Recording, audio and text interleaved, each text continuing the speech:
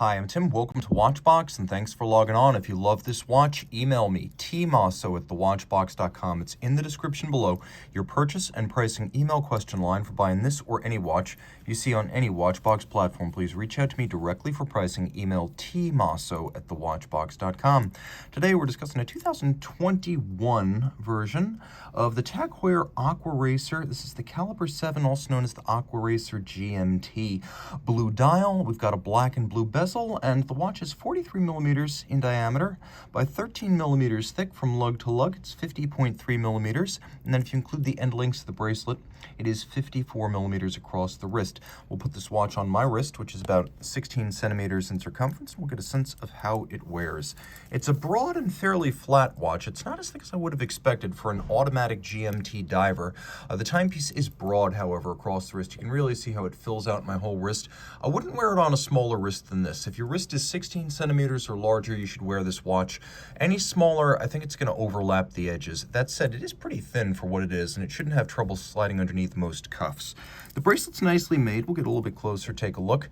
Now, the timepiece has a combination of polished outer faces to these links and satin tops, and there's a nice depth to this bracelet with the little gullies in between the center links. And you can also see that the watch features pins and sleeves holding on the removable links, and you'll need a block and a punch if you want to size this at home. Note that there is a roughly 3/4 size link in there for finer sizing.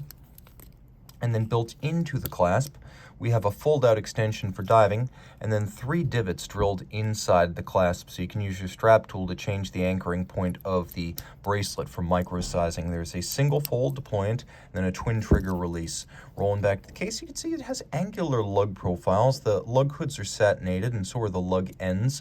The flanks are polished. It has a bit of a definition to the mid-case.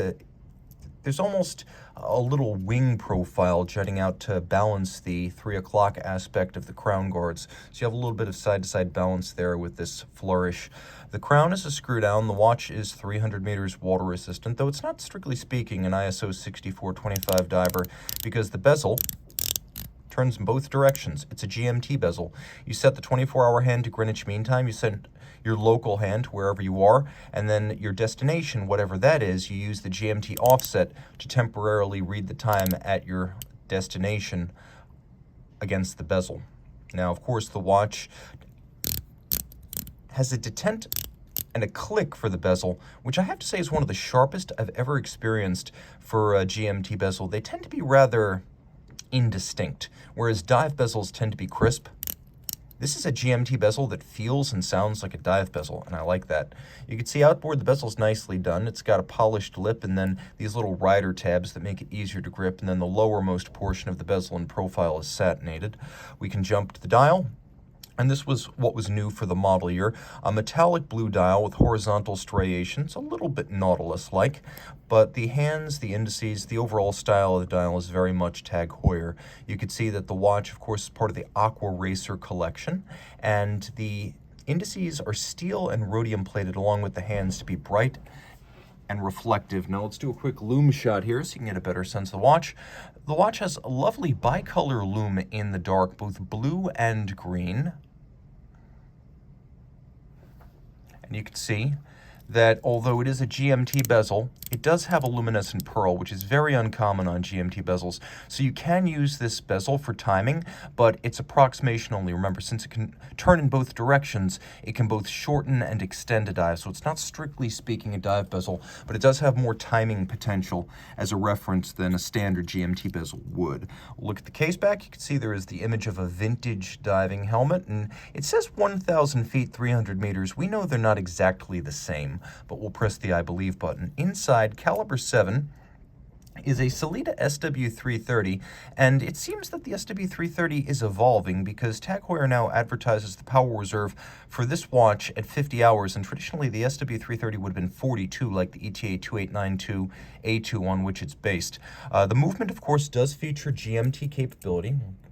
Bit better resolution here, just get closer to the camera. And as you can see, I'm able to hack or stop the seconds.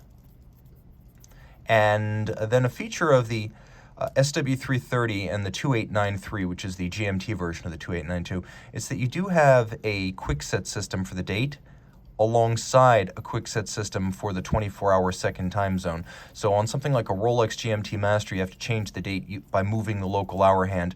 On this base movement, you get the ability to just conventionally quick set it. Bidirectional automatic winding, 8 beats per second, stop seconds, quick set date, dual time in 12 and 24-hour formats. The watch manages to be quite thin, and that's a consequence of the relatively slim SW300 caliber housed within. Reach out to Team Mosso at thewatchbox.com for purchase and pricing details.